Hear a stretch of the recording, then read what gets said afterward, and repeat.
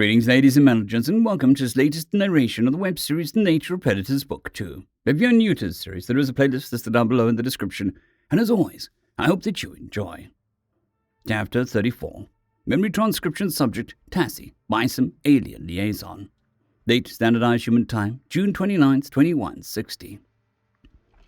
Ambassador Loxel had mentioned that the Sifkits wished to see humanity's progress, as he phrased it, staking their claim to further off thrones, with the fleet beelining its way through Polton space towards the site of the incident. The theatrical Sifkit had graced us with his virtual presence. The entire Sapien coalition was watching, uncertain of how our ships would stack up against theirs. The humans would attempt to hail the unknown hostiles through their drones from the border base, but I somehow doubted our new enemies would pick up. The research vessels had long since ducked away from the front lines, replaced by top-notch attack drones rushing towards an open class. Gunning down civilian ships was easy, as Naltor put it to me. The weaponry did take them out with startling efficacy, but they hadn't picked a target that could fight back. Onzo had facilitated another meeting with Kaisel, and Zulk's secure tech lines proved invaluable setting up a back channel, cutting out the Yodel middleman. I found myself on edge, worried that our schemes would be discovered. Kaisel promised the Orcs were heading into the fray as soon as news of dead carnivores was leaked to him. It might have gotten Bison's a gift-wrapped fleet, but I was worried about complicating the situation that was already perilous. Now that they are rushing off to war and trying to save the Osers, there'll be no time to save the Evrata or look for the ghost exterminators, Zulk complained. We have to do this ourselves. The Osers were the humans' chosen name for the extinct quadrupeds, crafted after a myth that had appalled several SC representatives. It was named after a god who had been chopped into pieces by his brother and brought back to life when the bits of his body were sewn together. Even I wasn't sure I liked that analogy, but the Terrans found it fitting. They were trying to stitch the carnivores back together with pieces of genetic data. It was easier to obtain viable samples with Osers than other extinct races. They could be the race that led the way for others. Researchers were hopeful to create a synthetic embryo for them within a few weeks and start its development in an artificial womb. I heaved a sigh. The humans haven't paused their work on our ecosystems or the outreach with our diplomats to start peace talks. Between a global war at home and whoever killed the Osers and the Sifkit expedition, are ghost exterminators really the biggest threat? Of course they are, the Tissia hissed. They're the ones who attacked us. We have no answers, but they'll go to the ends of the galaxy for these Sifkits and Osers. General Naltor narrowed his eyes. Settle down, Zulk. Both tasks deserve attention, and with the magnitude of power needed to wipe out a spacefaring species, it is extremely worrying. We can't expect them to care about us if we don't address their concerns. The Boltons are in immediate danger. Which is why we need to keep them on the defensive so they don't end up in our territory. You think they'll spare Evrata if they get it that far? They already wiped out one carnivore race, I spat.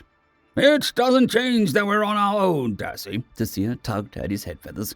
We have to figure out ways to be useful, to get anything from anyone. That doesn't have to be solely military. Be team players, offer aid and a safe haven to any who need it. That'll buy goodwill. So maybe one day, more than people-eating carnivores will back us. What are you all whispering about? Dustin's voice made me jump, and the xenobiologist seemed to notice that his presence startled us all. I wondered what he would think if he knew we'd been skulking around to meet Kaisel, and dragged the collective into this to gain a fleet. Somehow, I doubted he'd approve. I haven't said anything, but you lot have been acting strange ever since your visit to Lian. What did the Yodel drag you into? It was strange how soon they flipped their tune on your SC bid. Naltor scowled. You're the one who tried to get us into touch with them to change our minds. We can do some things on our own. Of course you can. I just, thought that we were in this together and would be more open with each other. Dustin, you get regular memory scans. We can't tell you anything we don't want leaking to the galaxy, even if we do trust you to keep it in confidence aside from that, I said, thinking quickly. I never confronted him, but I don't understand why he withheld so much about the Orcs. Dustin could say that it's publicly available info. Still, his version of events was much less flattering. The human scientist frowned, but seemed to give in. You have a point. I just wish that I could help more. It's hard to give advice when you're being iced out. You're not being iced out, so much as the Yodel don't want the Terran government involved, Naltor offered a half-truth. We can't afford to have them turn on us. It doesn't have to affect our friendship. We've been through some real shit together, nerd. Yeah, we have, haven't we? Now we're witnessing a new interstellar war. I know I'm supposed to provide reassurances, but that scares me a little. All hell's broken loose since we met Biceps. We feel the same about everything we learned about you. Everything's gone to shit. If you don't beat these cloakerbeaks today, then we're doubly fecked. Cloakerbeak, you adopted my word, Zolk gasped. Shut up, Wonderbird. It's time to see what the white and fluffy ball of drama has to say, and how the battle goes. Maxwell had finally moved close to the screen, making a show of checking that his viewport was completely shuttered and his door was locked. Secretary General Comfer looked like she'd swallowed sawdust as the Sifkid finally unmuted. She was worried what the character of an ambassador would have to say. On an adjacent screen, an alternating feed from the drone formation showed that they had been booted from subspace. If the aggressors were still in the area, that would prove the system was enough of importance to defend. We'd find out whether they'd confront our inbound fleets soon. Should they choose not to meet us, we'd get a read on the planet the Grand Herd had been bound for. Hello from captivity, for I am a free man in name only. The fateful day of your rampage has arrived. Proud the fields where millions died, the Loxville screeched. Wasn't it hundreds of thousands? Celebrate at what might have been. May your savage hunger carry you to victory. Kaimper managed to keep a straight face. I hope you'll get a proper assessment of the enemy capabilities, or better yet, contact them to understand why they attacked you. I also hope the UN has been treating you well. I am well fed, fattened for the slaughter. You should not talk to them, Predator, yet you admire their butchery. You seek their massacre techniques for yourself. Generations of scrumptious bites gone, puffed out of existence. Don't you savor to play with your food? The taste excoriating their flesh. Knoxville, we don't consider Sifkits to be food. We're here to lend a hand, like you asked us to. We'd like to have diplomatic relations with the Grand Herd, but we can't manage that without a shred of normalcy in what you say to us. Then just kill them all! Whatever ruse you project towards these servile prey, your instincts howl for blood. Brethren of mine, slain by their craven debauchery, their entrails scattered. We want these abominations off this world, and your almighty claw can deliver it. The Secretary General's pupil snapped towards him. Why are you so set on this world in particular? Wouldn't it be wiser for the Grand Herd to avoid this craven debauchery by choosing another planet? It's not like this one is brimming with vegetation. Our long-range scans suggest it's mostly desert. You wouldn't understand. All that matters to hunters is what lines your voracious stomach, and ruling over as much terrain as possible. We have purpose. We want what's ours. Yet it is now blighted by vermin. It could not be bloodless. No, despair at the infestation. I lament what was snatched, wrenched from our pastures. It is an insult to have to turn to foul, rancorous beasts like you. You came to us. You didn't have to, Kaimfer hissed. You insult us. I'm showering you with praise, odes to your cruelty. I apologize if I insulted you. I'll step it up. What does stepping it up look like? Onzo snickered from the crowd. Go on, show us. Rapacious menaces of soul, ingesting war and death with insatiable appetite, flares of children, crashes of hope, terrors that flattened the cradle. That wasn't them. The humans fought to save us, and then rebuilt our home from scratch, the Goja Prime Minister interjected. The cradle was flattened, and that's the part that matters. Where was I? and the loud ones who stole the Oxal's cattle for yourselves, who had Durian minions perform the Shadow Cast's execution, who broke our spines. Kiefer smacked her forehead. We definitely didn't do that. We could fix them even, if you stopped shunning us. By fix you mean by removing the bone altogether, paralyzing us so it's not a problem. I'm not so skiff-git-brained to not see through your word lures. If that's what you truly think of us, then never mind. Humanity doesn't want to be seen as monsters, and you hold us in such low regard. Why don't we observe the battle in silence? Yes, Predator Master. I won't dare to raise my voice or interrupt your war cries again.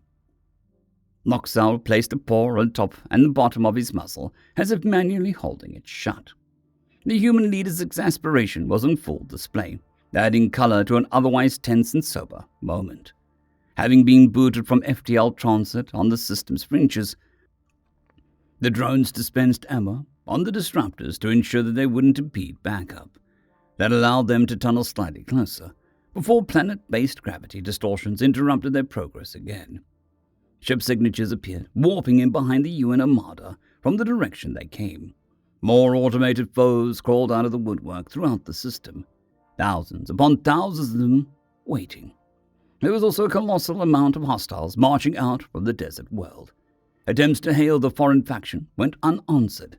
The Terrans even flashed blinking lights from the hull, in case traditional communications weren't working for some reason. Our enemies zipped towards the SC fleet, this time not hiding that their guns were primed for the kill. While prepping for combat, our forces spared a few resources towards scouring the system for signals and trying to crack their encryption. Running their language through a translator matrix could help us gather intel, perhaps learning more about the attacks on the Civ kits and the OSAs. However, there was nothing of use that we could pick up, besides the standard background radiation and our internal signals. Why are these people so hostile to us, so adamant about driving anyone out of the system without any communication attempts? It was evident that these murderer aliens had been expecting our return, judging by the uptick in ships stationed here. They started off by slinging particle beams, but the Terran spacecraft on the front lines were generating strong magnetic fields, which could separate the charged rays. General Naltor was taking notes about the SC's capabilities, just as he had during the general strategy briefing. It was a test of hurling offensive weapons at each other and seeing if they could be parried or deflected. The enemy had numbers, having anchored themselves deeply to the system. Ambassador Loxell should lose whatever attachment he had to this world in a hurry. Our own particle beams were encountered by plasma or magnetic shielding, rather being absorbed by what appeared to be a layer of liquid armor. Our weapons' power frizzled within the water, as the simple medium scattered their heat. The battle of engineering appeared to be at a stalemate so far, with each party finding a unique counter. Only predators could create such dastardly weapons, Maxwell brayed, paws flying away from his snout. They dreamed up these same base horrors as you. This is hunter against hunter, a contest of trickery. How primal. This can't be my life. I want out. Kiefer raised a hand. These aliens are clever, Loxell. They figured out their own way to oppose our particle beams, but we have other weapons. The question is really who has the best weapon. Bring out the antimatter, launch them at the planet and hope it falls from the heavens like rain. That is not how we operate. Even if they did with the OSAs, if they somehow aren't behind the OSAs' deaths, then that's not a signal that we want to send about our terms of engagement. Do you kill your prey or by being boring? Because I'm about to drop dead. Dead, I say. You do that, Onzo heckled from the audience, in silence. Kiefer's comments about whoever would deliver the weapon that turned the tide rang true. Someone needed to score a major blows. These enemies must have the force to at least whittle us down with their superior numbers. In any other system, throwing 20,000 SE drones would be enough to overrun the place. But this region of space was fortified to the teeth. As we crashed it to closer distances, each side tested the other's ionic shields and armor with plasma and point defense against mini missiles. The deciding factor was indeed their home advantage. The terrain being familiar to our foes. The asteroid belt, and I mean all of it, came to life with tens of thousands of giant rocks chucked at us with slingshots.